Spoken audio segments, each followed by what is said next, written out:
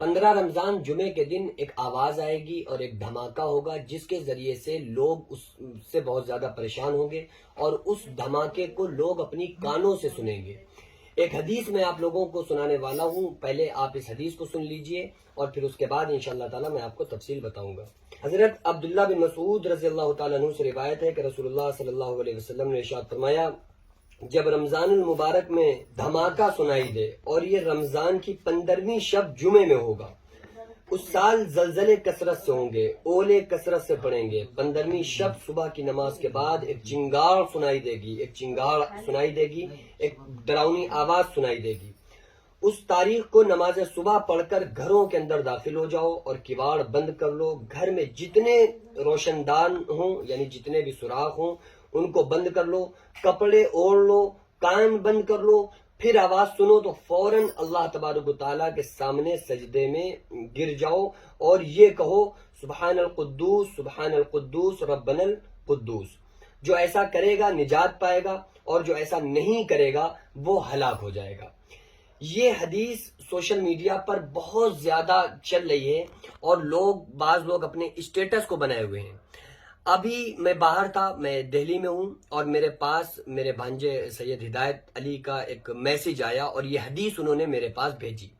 اور کہا کہ مفتی صاحب یہ حدیث بہت زیادہ چل رہی ہے، چرچے میں بہت زیادہ لوگ لگائے ہوئے ہیں، اور جب حدیث کا لوگو سامنے آ جائے تو پھر ظاہر سی بات ہے کہ پوری دنیا کی باتیں ایک طرف، لب حضور سے نکلی ہوئی جو بات نہ ہو زمانہ لاکھ کہے معتبر نہیں ہوتی۔ ہمارے آقا صلی اللہ تعالیٰ علیہ وسلم نے جو کچھ آپ صلی اللہ علیہ وسلم نے بیان فرمایا ہے،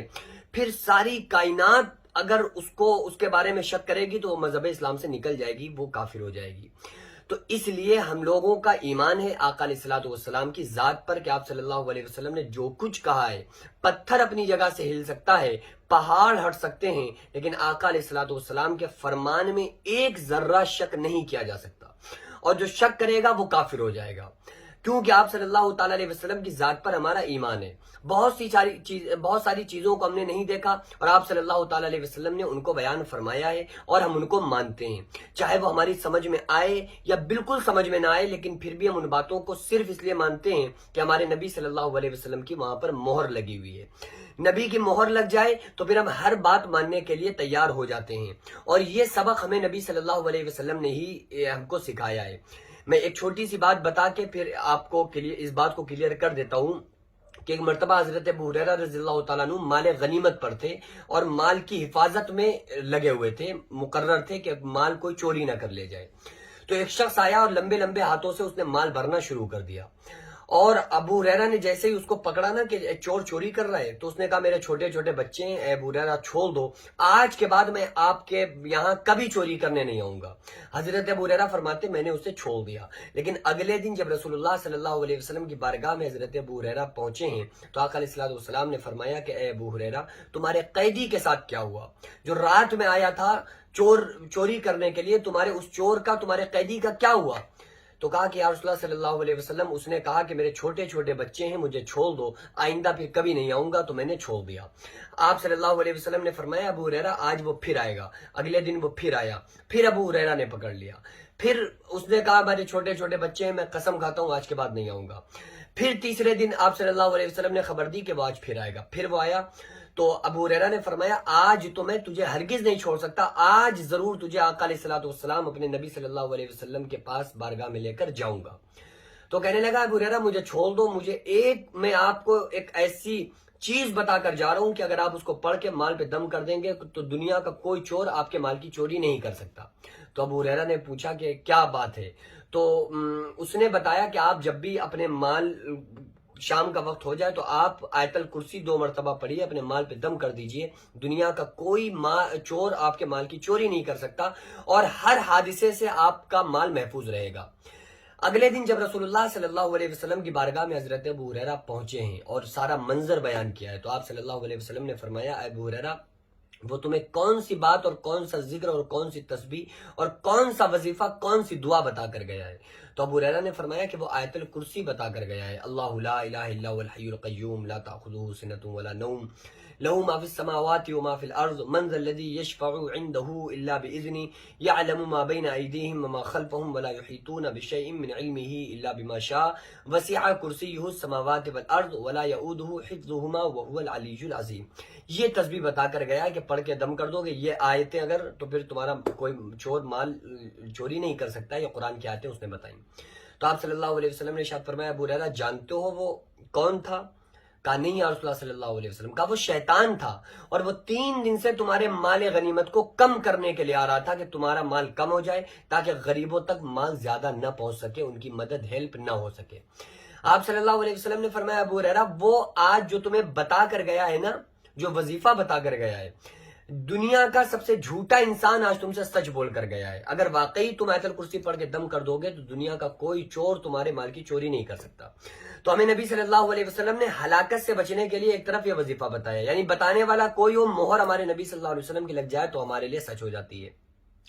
تو آپ صلی اللہ علیہ وسلم نے ہم کو یہ بتایا کہ اگر کوئی آیت الکرسی دم کر لے تو پھر کوئی کسی طرح کی ہلاکت اور بربادی اس کے یہاں انشاءاللہ نہیں آ سکتی.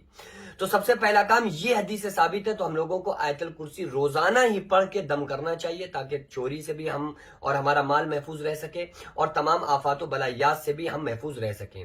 ایک بات اور آپ صلی اللہ علیہ وسلم نے ارشاد فرمائی کہ جب کوئی آفت آسمان سے اترتی ہے تو مسجد کے آباد کرنے والوں سے ہٹ جاتی ہے. تو ہمیں مسجدوں کو آباد کریں تاکہ ایسی آسمان سے اترنے والی آفات اور بلایات سے ہم سب کی حفاظت رہ سکے. اب اس حدیث کے بارے میں جو میں نے آپ کو پہلے بتائی کہ رمضان کے مہینے میں اس طرح سے آواز آئے گی، 15ویں شب ہوگی، جمعے کا دن ہوگا اور دن میں ہو یا رات میں ہو آواز آئے گی اور اپنے کانوں کو بند کر لو، اور اسی طرح سے اس حدیث کی ذرا تحقیق سن لیجئے. یہ حدیث جو ہے وہ موضوع ہے، یعنی کہ گڑھی ہوئی حدیث ہے. اس حدیث کو طبرانی نے معجم الکبیر میں اس حدیث کو نقل کیا ہے اور موضوعات میں داخل کیا ہے کہ یہ حدیث موضوع ہے. اس کے علاوہ علامہ ابن جوزی رحمۃ اللہ علیہ نے اپنی الموضوعات میں صفحہ نمبر 191-3 میں روایت کیا ہے کہ یہ حدیث جو ہے یہ موضوع ہے، یعنی گڑھی ہوئی ہے. اس کے علاوہ شیخ البانی نے بھی اس حدیث کو موضوع قرار دیا ہے، یعنی گڑھی ہوئی ہے، یعنی اس کے جو راوی ہے وہ جھوٹا راوی ہے. اور اس وقت تقریباً 14 صدی میں 13 لاکھ سے زائد حدیثیں گڑھی جا چکی ہیں. تو اس لیے اس طرح کی افواہوں سے اگر کوئی اس طرح کی بات ہے نا جو نئی نکل کے آئے اور تو اس کو ہم ایک دم جو اسٹیٹس پر لگانا شروع کر دیتے ہیں اور لوگ اس سے ڈرنا، خوفزدہ ہو جانا شروع ہو جاتے ہیں. تو اس لیے ہم لوگوں کو چاہیے کہ اگر کوئی حدیث بھی ہمارے سامنے آ رہی ہے نا اور وہ باؤنس جا رہی ہے، دماغ میں آنے والی چیز نہیں ہے. آپ دیکھو نا کہ رمضان کے مہینے میں تو اللہ تعالیٰ شیاطین کو قید کر دیتا ہے. رمضان کے مہینے میں تو رمضان کی برکت سے اللہ تبارک و تعالیٰ قبر کے اندر کے مردوں کے اوپر سے عذاب کو اٹھا لیتا ہے، مرتفع کر دیتا ہے.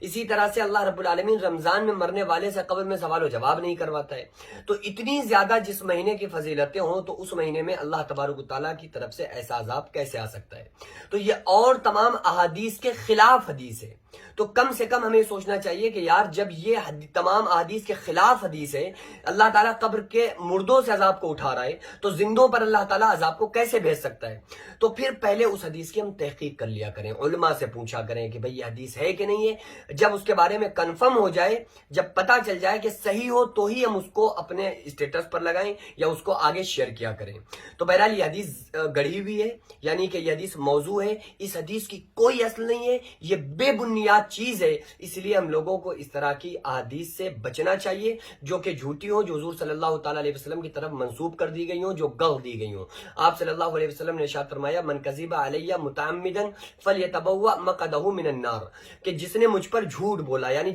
جو بات میں نے نہ کہی اور کسی نے اپنی طرف سے میرا نام لے کر بات کہہ دی تو وہ اپنا ٹھکانہ جہنم میں بنا لے. اللہ تبارک و تعالیٰ سے دعا ہے کہ اللہ تبارک و تعالیٰ ہم تمام لوگوں کو شریعت مطہرہ کا پابند بنائے اور دین کی صحیح سمجھ اللہ تعالیٰ ہم تمام لوگوں کو عطا فرمائے.